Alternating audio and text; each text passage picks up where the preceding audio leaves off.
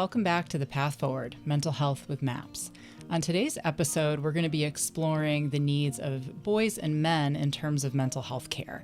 It's become something you're probably hearing a bit more about in articles and TV and social media, because we have a growing awareness that men's mental health has gone relatively unacknowledged and underaddressed. Here at MAPS, we're trying to make some strides in that area, and so I've invited Austin Mabry, one of our therapists, to be part of this podcast today. He's an early career therapist who has a strong interest in supporting boys and men in addressing their mental health care needs in a holistic way that's impactful for both the individual and the community, and that includes the families that they are a part of. So I welcome to the table, Austin. Hello. And it's also Men's Mental Health Awareness Month, which a lot of folks don't know that June has been designated as that. And I was thinking to myself, like, why do we designate months in that particular way? And something that happened yesterday kind of very organically as I heard about a community meeting where a school professional shared with the group that some high school boys actually approached her and asked, what are we doing about boys' mental health? And it was perfect because it's the month of June. And so curious to hear your thoughts on all of these different things we're going to explore. And we come to the interests we have professionally, usually because of things happening in our lives, that lived experience. So I don't have the lived experience of being male in this society. Yeah. So I'm wondering if you could maybe start wherever you want to start, but how did this become an interest of yours? Yeah. I think it's like, it really, I think, starts in my own childhood, my own like lived experience of struggling as a young man, and it wasn't really, I guess, I'm not that old, I'm 30, but maybe 15 years ago, it wasn't like wasn't hearing like boys struggle or the term men's issues, like that wasn't familiar to me, but I did struggle a lot, and it looks like just in high school, like having some pretty severe depression, feeling completely unsupported and not knowing I needed support, feeling as if I needed to take care of it on my own, and that this was mine and my fault and my kind of cross to bear, and and feeling absolutely helpless throughout much of my teenage years.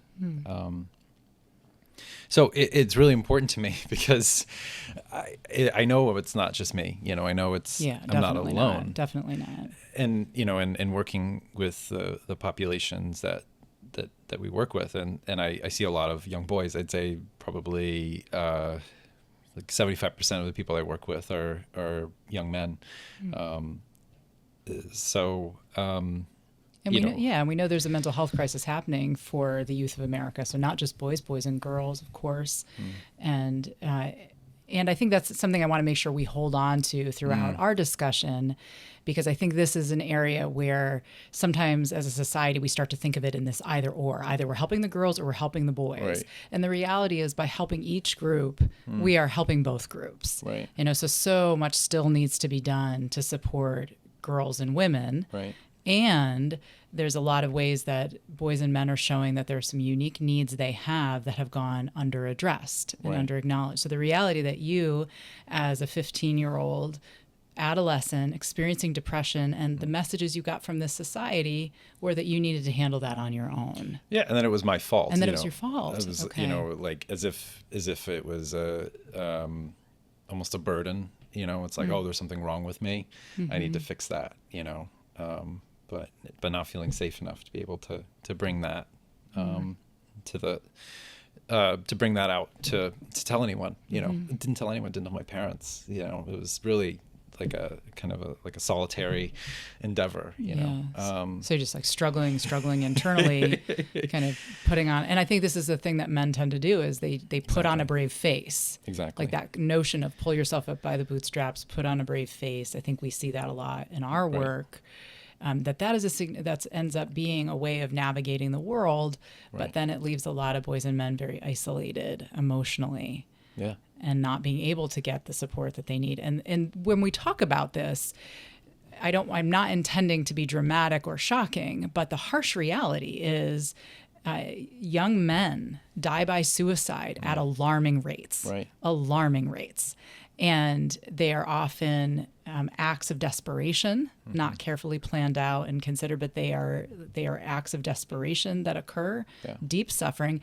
Now, girls and women attempt to die by suicide exponentially more than men do, but men choose lethal means. Boys and men choose lethal means. Yeah. And there's no way to support and help someone after that has occurred because it has been lethal. Yeah. So when we as mental health professionals talk about this, we certainly want to alleviate suffering, but this is a health crisis. This is a matter of life and death for boys and men. Yeah, absolutely. And I guess I'll say is like it for me, it was, like I was having thoughts of suicide and it's terribly, terribly hard to it was unbearable. I felt like it was almost as if I had to do something. It's like, there's no way of living a normal life feeling this terrible, So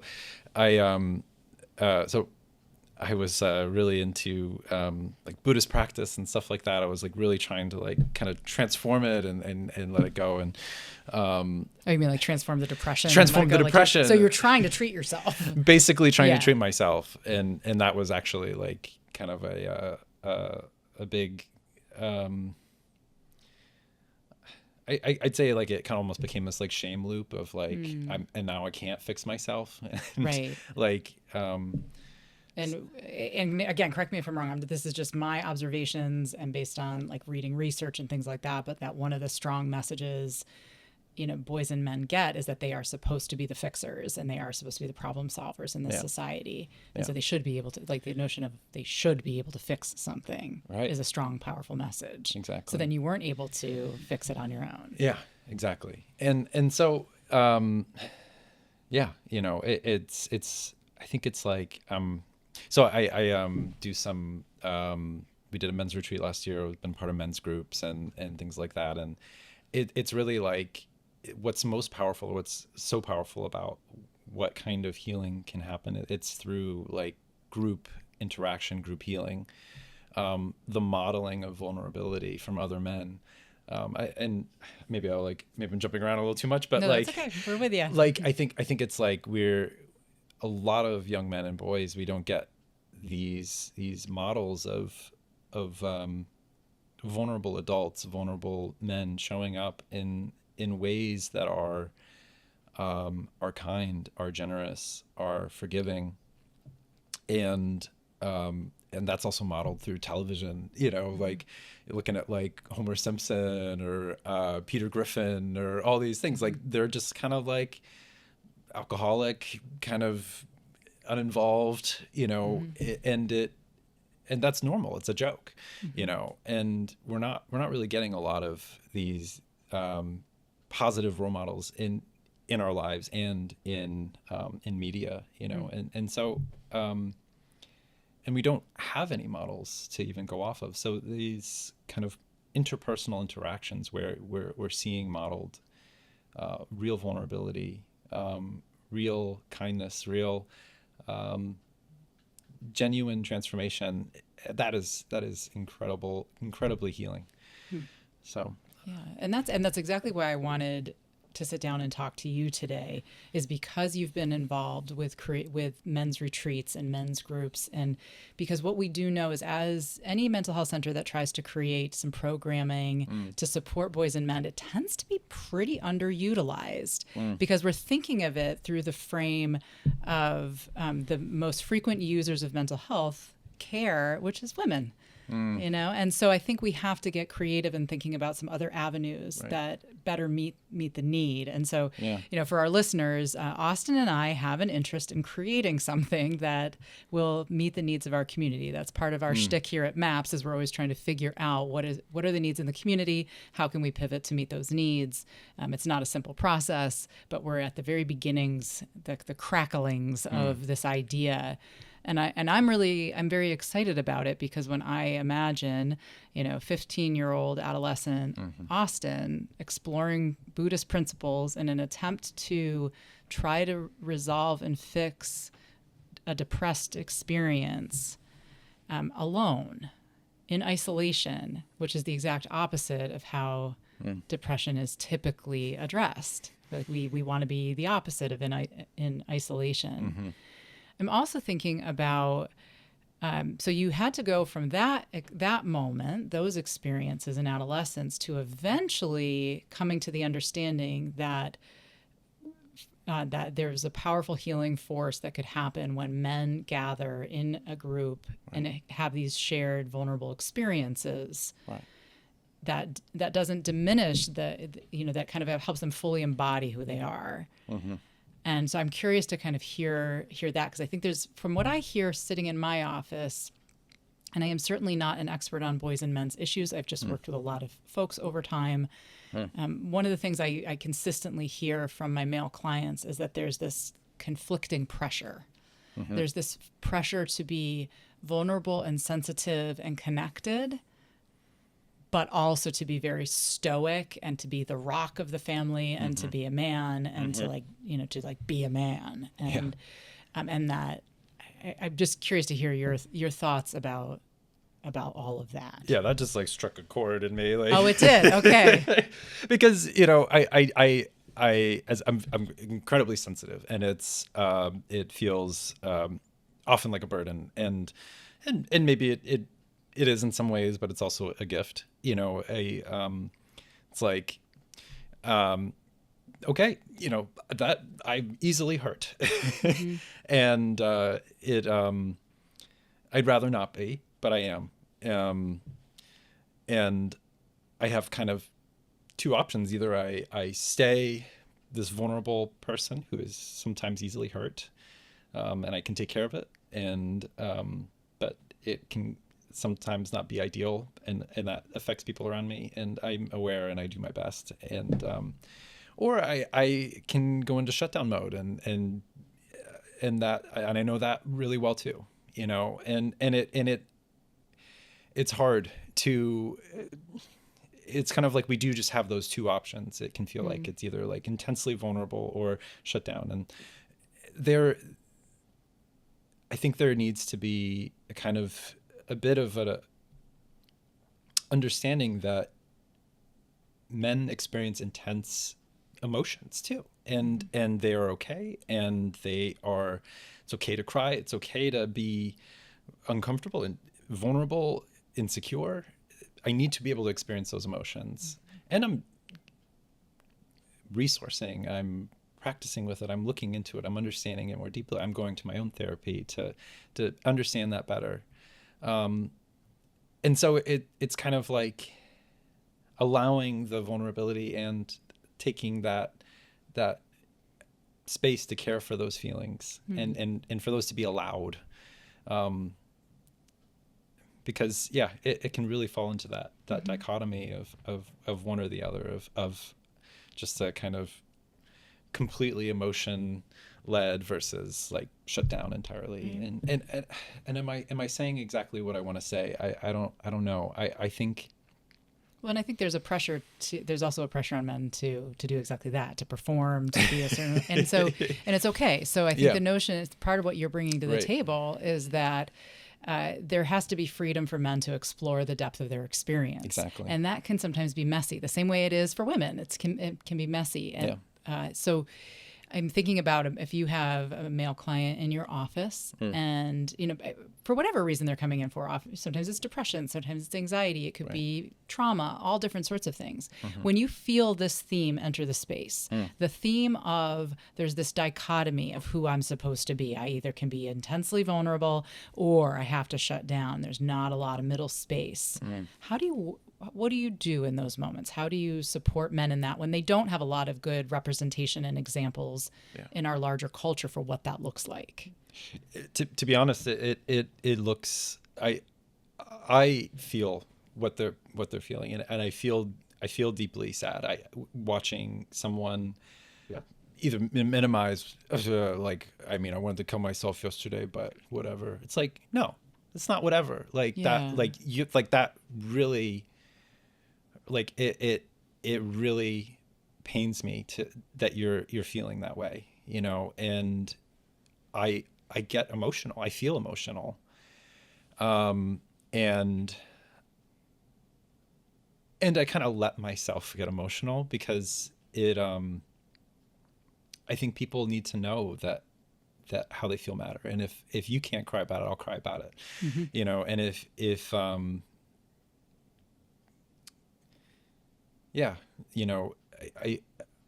kind of there, and then also maybe relying a bit on some self-disclosure. I try not to lean too heavily into it, but it's sometimes appropriate to let someone know that they're not alone, and that, okay, you're going to be vulnerable. I'm going to be vulnerable.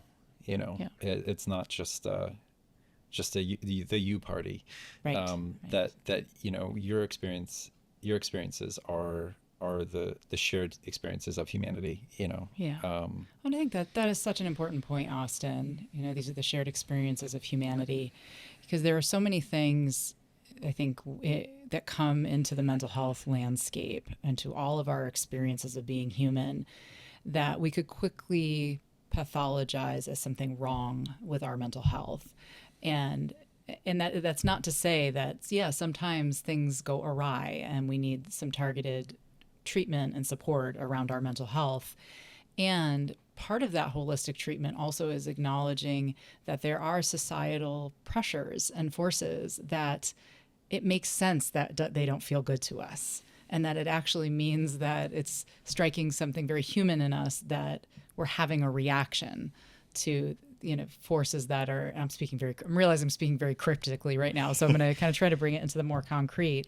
But the notion if there are these unrealistic expectations, for example, that a man shouldn't show his feelings, that's biologically contraindicated. Like, we have, like, physiologically, we know all humans, male or female, like, everyone has a physiological response in their body to things happening around them. And we then label those as different emotions. That is a normative experience. So then to tell men that they're not actually supposed to have that, or that they are too, even as you were saying, like, I'm sensitive. In my head, I was like, oh, you feel deeply. And which is probably why you became a therapist, because you have a strong natural capacity for empathy and you feel things very deeply. Fascinating that I see that as you being a more emotionally attuned and emotionally intelligent human, and yet the label sensitive is what we're putting on that, so if men are experiencing then this pressure that they're not supposed to show their feelings, but they're having feelings, then they quickly can begin to believe that those internal feelings are somehow meaning that there's something wrong with them, when actually it means there's something right. Yeah.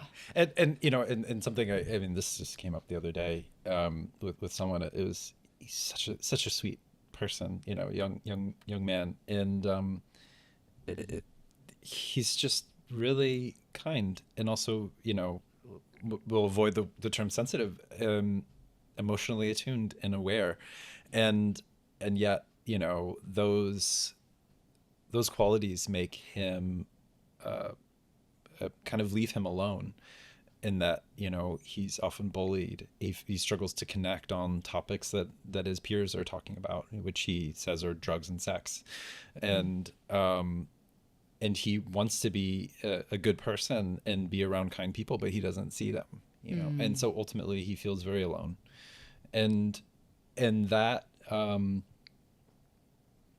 mean, I resonate with that a lot, and I'm almost constantly kind of hearing my own story in the people I work with, and that's a whole other thing. Like, I'm receiving my own therapy for all the stuff that comes up for me in during my sessions, but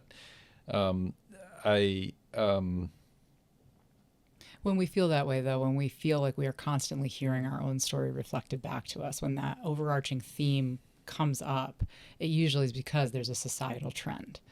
that there's something larger than the individual happening, that. And I think that's where, you and I have this beginnings of this idea that we want to contribute in some way to supporting men on a larger scale than, we want to continue to provide support and services in our individual offices, and we want to create something a little more.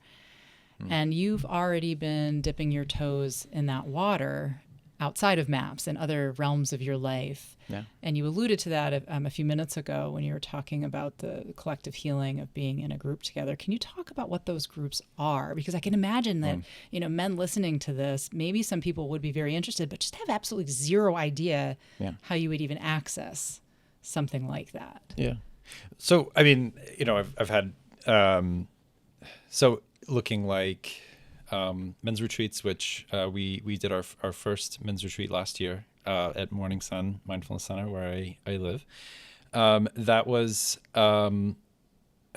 just deeply healing experience, and I was one of the organizers, but I mean, I really just give my full kudos to the other organizers with just so much experience in doing that work. And it just really looked like, as organizers, as leaders, of holders of the retreat, it really looks like really embodying that vulnerability, and that I'm angry and I'm sad and I'm lonely and I'm with you all, that's okay. And I'm gonna create a space where that's okay for you too, to show that. And I'll tell you, after that retreat, I felt so open emotionally in a way I had never felt. Oh, wow. It was incredible. I mean, there's this quote, and I can't remember, it might be Robert Bly or someone else, but the idea is that, men's healing can only happen with other men. And that's probably hyperbolic and not strictly true, but there's something to that. There's something to that. There's something to the safety that's created, in those spaces. That I think there's something important there. And, sitting here as a woman and knowing that, there's so many ways in which women often feel unsafe in this world. There's that quote that, while we're quoting things, I'm going to misquote this, but the concept being that, a man's worst fear is that a woman will laugh at him, but a woman's worst fear is that a man will kill her. So there's that concept of there's so many power dynamics within our culture, within the spaces that we're in. So from my perspective, because I imagine some folks who know me well are kind of curious about why this is an area of high interest for me. And it's because I think of watching men suffer in the ways that they've suffered, and then watch that what happens when humans suffer, right? We are not our best selves when that happens. And when those feelings go unacknowledged and are either pushed down through substance use or, they get transformed and they come out as anger instead of the deep sadness that it actually is, or the insecurity that it is, now harm is done. Right. And so in my mind, a world where men can be unshackled from some of these expectations and just fully who they are as individuals and unhook from some of these societal expectations, it's a safer world for women when that occurs. That also means women need to be part of the solution to this and recognize where we've internalized this notion of, being in the presence of a man who is crying, maybe a partner, and then saying things like he needs to man up, or, we have to be aware, as a whole society, we need to be aware of the ways in which we're perpetuating some of these ideas that actually makes everyone less safe. Yeah. And this gets so complicated, in that, you also don't want to be the sole emotional caretaker of your significant other, and a lot of times that burden gets put on to women, and at the same time, men need to feel safe to have those experiences. And so it is just so complex, men's healing. And I think that's why groups are so valuable, because we're having that space to do that resourcing and that healing amongst other men, and we're holding each other. We're doing that work for each other. We're not putting that work onto other women. And I just wanted to share, so when I was at MFS, another coworker of mine, a fellow therapist, Stephen Dilley, who's amazing. We did 2 men's groups over there. It was more young boys. So we did one younger group from 9 to 13, and then another group from 14 to 18. And so we did both those groups for about 2 years together. And I'm just kind of to sharing that as like it was pretty amazing actually to see like what you could do, and oftentimes it didn't look like a group therapy session. Like maybe one person once a month shared something actually vulnerable, but what we got from it was like the amount of isolation that these boys are experiencing. Like it is really hard to believe actually, and just to be in a group of other boys where there's kind of like positive role models, like seeing a kid get teased, and it felt really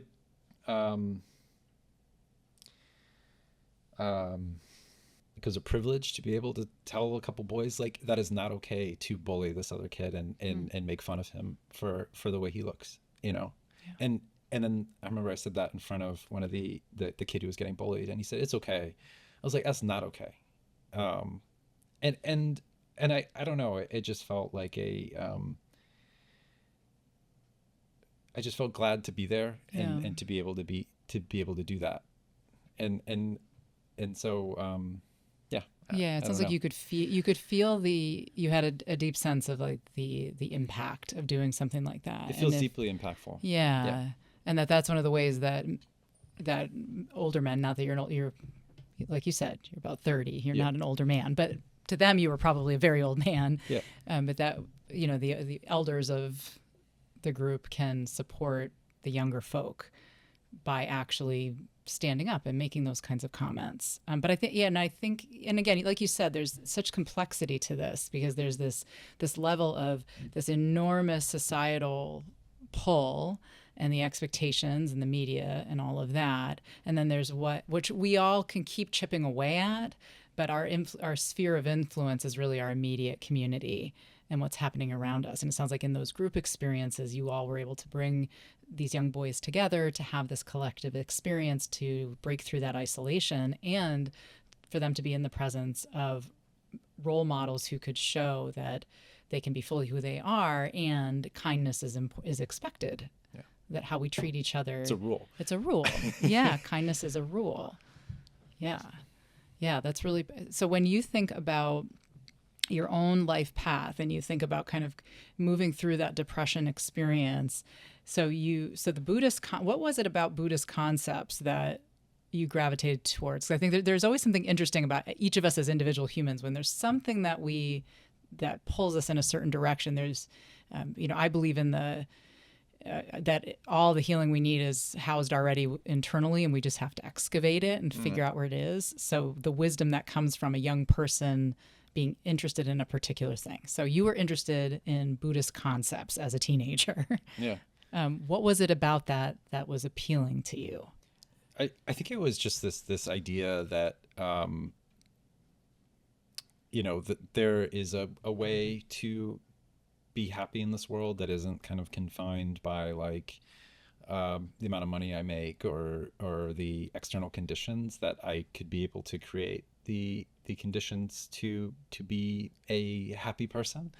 And it really just spoke directly to like how bad I was feeling. I felt very seen by that. It's like, and I mean, really miserable. So, I felt really seen by that. And I think I kind of took it in this kind of like, it's all or nothing. Like I feel so hopeless that if I don't give the pursuit of transformation, of healing, of happiness, my full heart, my full intention, there is not a point to living, So in that sense, like, so I did eventually ordain as a Buddhist monk, and that was like, I mean, in my mind, it was an act of desperation, to be honest, I was so deeply hopeless, you know, and I was desperate. And yeah. What would you want, what would you want parents and teachers and, therapists to know about the internal, and I know we're extrapolating from your own individual experience, and every individual experience is different. But you've gained some wisdom from that suffering. And what would you want people to know about that experience of experiencing depression as an adolescent boy? You know, that I mean, the reality is I'm sure I seemed perfectly okay, you know. Yeah, and that's notable. Yeah. and you know, sometimes I'll get, you know, kids in the office and the parents just like, I just have a hunch he's not okay. And then, you know, we meet together and I'm like, you have no clue how not okay he was. Like you that hunch was, thank you for acting on that hunch. You have literally saved a life by bringing this person in for counseling, you know.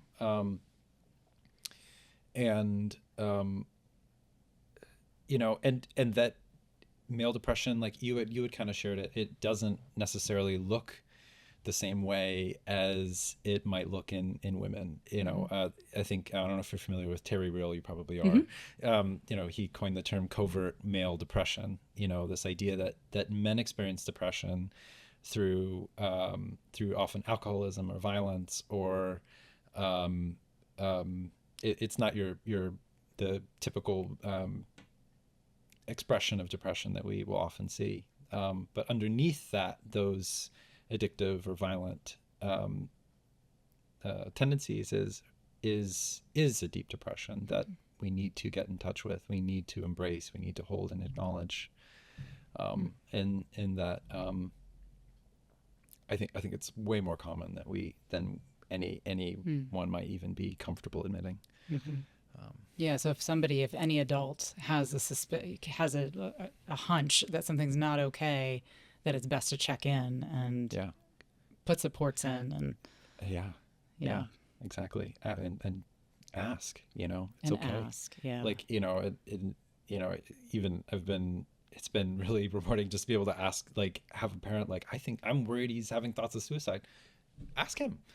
It's okay to ask. It's okay to check in with your kids. That's not a harmful question. That is a helpful question. And it's not going to put the idea in his head, even though that idea is tossed around sometimes, but that's it's not true. Yeah. So earlier this week, I was on a panel for the movie Gone Guys.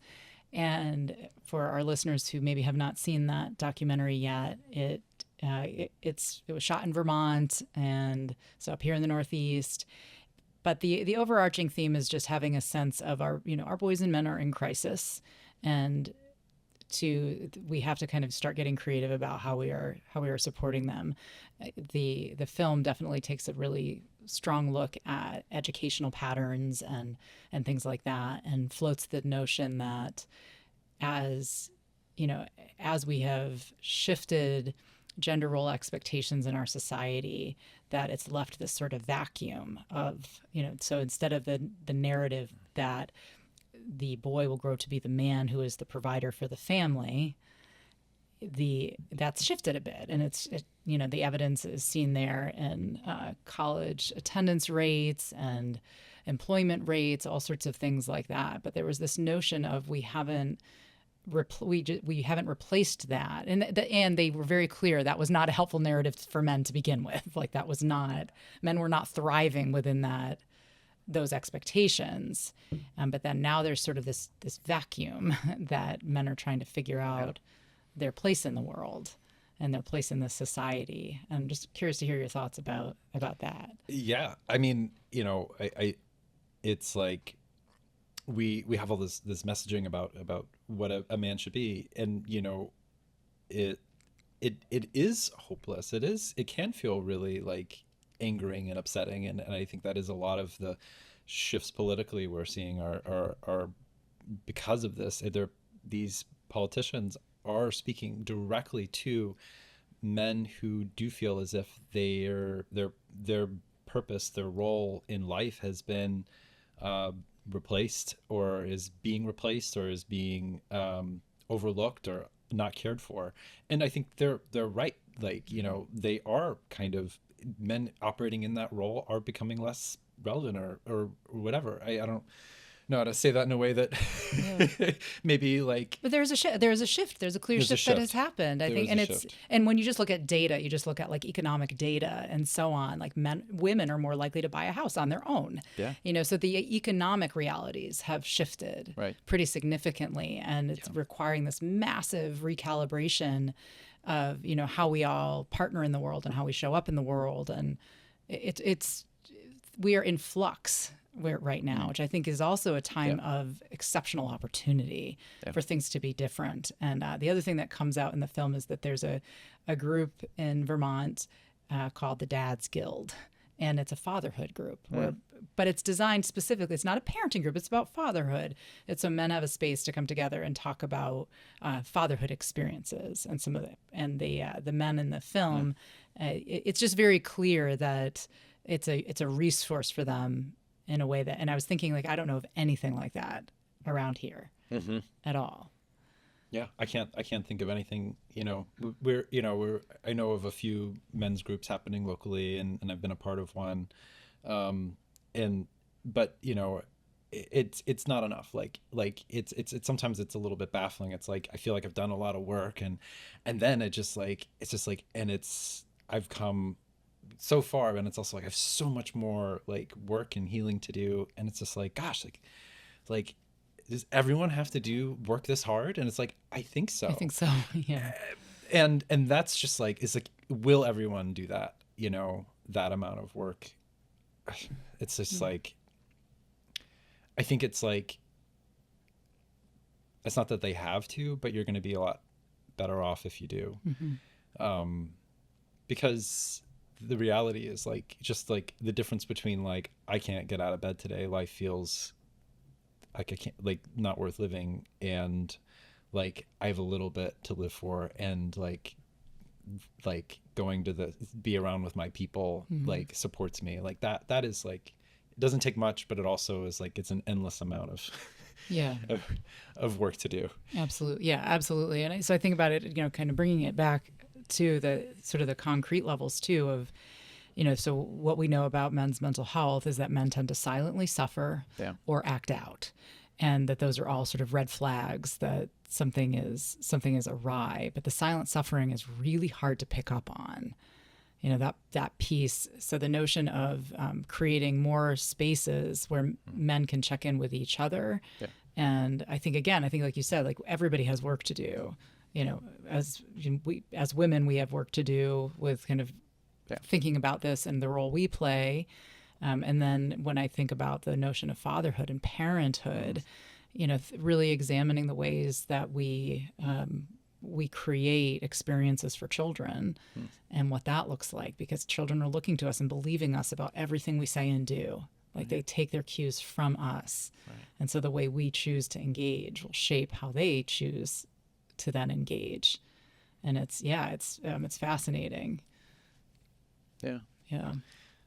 As we sit here, I feel a little bit at a loss, frankly. Like I feel a little bit, you know, I can feel my mind doing two things. One, thinking about this larger societal level, and then feeling wildly overwhelmed by it.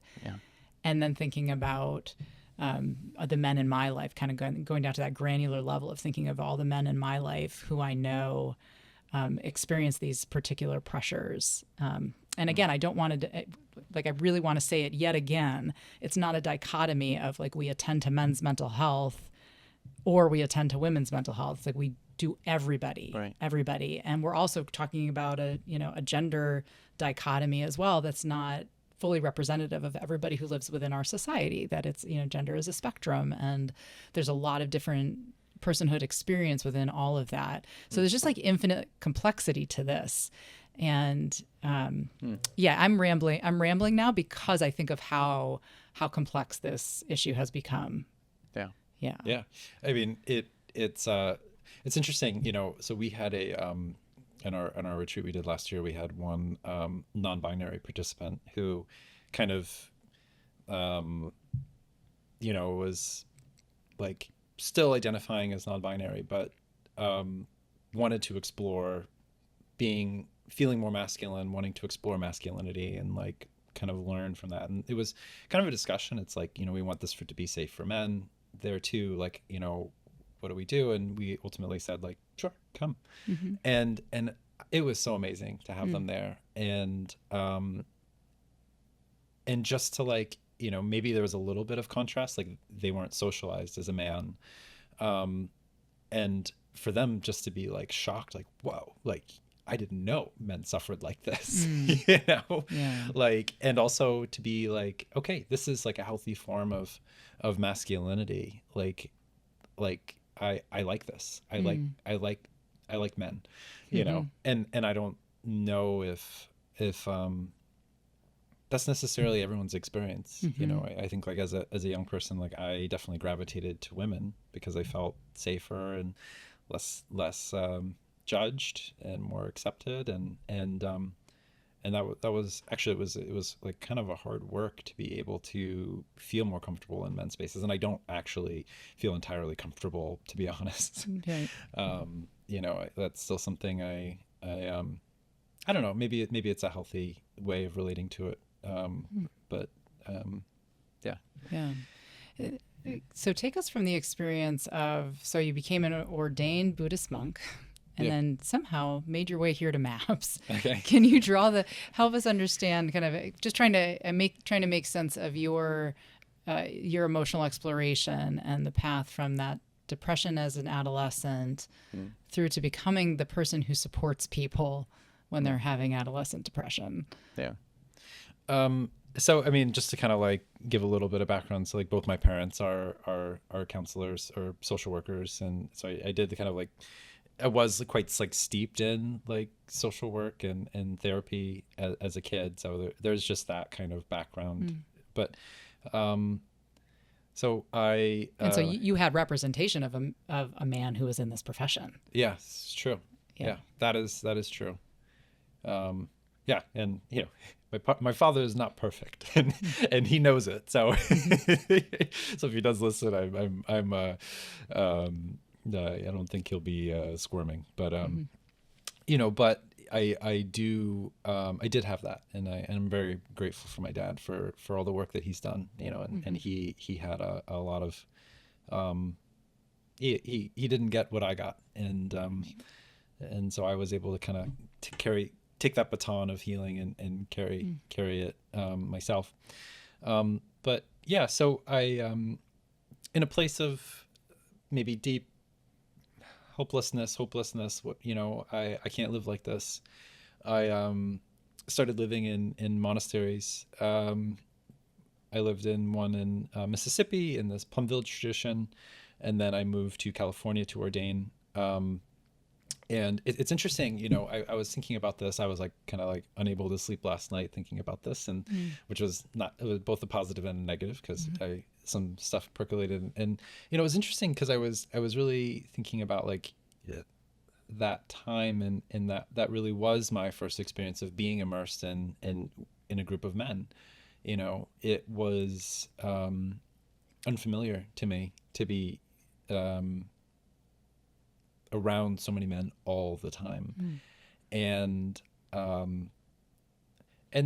was like a lot of really kind men and a lot of deeply emotional and attuned men, and that was I think definitely a healing experience for me. And it's interesting because I went there for meditation and reflection and this kind of immersion in mindfulness, and I think what I got was like much more was a relational healing. I think the healing moment I had, I was hanging out with one of the brothers. We were doing yoga together, and I just started sharing a little bit of my past with him at one time, and his response was like, it's like, I think I said like, but it's okay. And he said to me, like, no, it's not okay. Like if I was in that situation, I would feel exactly the same way. And that was probably that was the moment where I shifted to actually, instead of blaming myself, I was able to undo that. And I wasn't able to do that alone. There was no amount of kind of time by myself sitting on a cushion that could have undone that. I needed someone to model that acceptance for me. Yeah, and to kind of heal in relationship. And that, and that's the, for folks who are listening who maybe have never tried therapy before, but it's been a curiosity like that. We've come to understand through all the research on therapy that is actually the most powerful mechanism of what makes it work, is that there's something interesting that happens for humans when we can heal in relationship to another human. Yeah. And that's why, it works. That's it exactly. It's like that's why that's exactly what I was thinking. That's why therapy works. It wasn't. I needed that relational and also that cognitive piece of shifting of the way I spoke to myself. Like instead of you're doing this, this is a normal human response. Right. And so as we could sit here for hours and hours continuing to tease this apart and still not have the exact answers. And so I think what I invite everyone to do is to begin reflecting on these concepts and thinking about these things and continue this conversation with people in your own life. There's a lot of books being written about this, films being made. I think it's coming into focus in a new way that I hope will be very helpful for our society. And, we'll keep making our attempts to build things and to create things that could be supportive in the mental health space. So we exist in this fine line where, we are here when people's suffering has reached a level where they're feeling like they need some professional support. And we are interested in being in the spaces and places where we can maybe support folks before that point. So at that point and before that point. And so, kind of everyone should stay tuned to what we create. We're not sure what it's going to look like yet, but we hope to do some more of that. And so, Austin, as you now are at the beginning, you're an early career therapist, which is part of also why I wanted you at this table, because I think that you're closer to sort of the younger generations coming up as well. And I think there's something really important about that. And you also have some energy that I think those of us who are a little further on don't necessarily have, which I really appreciate. But there is something about at the beginning of career when you're crafting new things for the profession. And so I hope that also any folks who are listening who are maybe later career are listening to what Austin is saying and considering also the importance of intergenerational partnership in terms of how, I hear a lot of older generations of men belittling the younger generations of men, referring to them as aimless and lazy and things like that, and so I hope everyone can hold on to the reality that there's unique pressures in each generation's experience of being a man and how that shifts and changes, and that intergenerational healing is going to be important too, to keep supporting boys and men within our communities. Any thoughts about that? I know I just kind of at the very end dropped another huge concept into the room. I mean, no, I think you said it really, really well. Yeah. Thank you for doing this. Thank you for doing the work that you do. I have the opportunity to, be in the same office space as you. And so I can, I see the connection you have with your clients, and that it's very clear they feel safe and comfortable walking through our halls and into your office with you. And I really appreciate your contribution here. And whether you stay at MAPS for a million years or you go out into other areas of our community, I think we're lucky to have you. And I hope you continue to develop this specialty because it's very needed. Yeah, thank you. I feel very privileged and supported here at MAPS, and I'm feel very lucky and very happy. That's great. I feel like I'm my life has like a meaning and purpose and being a part of this. So, and that's the key ingredient, right? So whatever the narrative becomes for, I would love to see narratives for both, for all genders. I would love to see the narrative shift away from what it's supposed to be to sort of this more free expression of whatever it internally needs to be for you to find purpose and meaning. Because that's the one thing we do know crystal clear, regardless of gender, about mental health. When people have a sense of purpose and meaning, their mental health improves. Sure. And so right there, that'll be different for every single human. Yeah. So I think that's our quest. So for folks listening too, like that's our quest as therapists, is we want folks to find their own sense of purpose and meaning, whatever that might be. Yeah. So thank you to our listeners. And as always, wherever you are on your path, it is an honor to walk alongside you.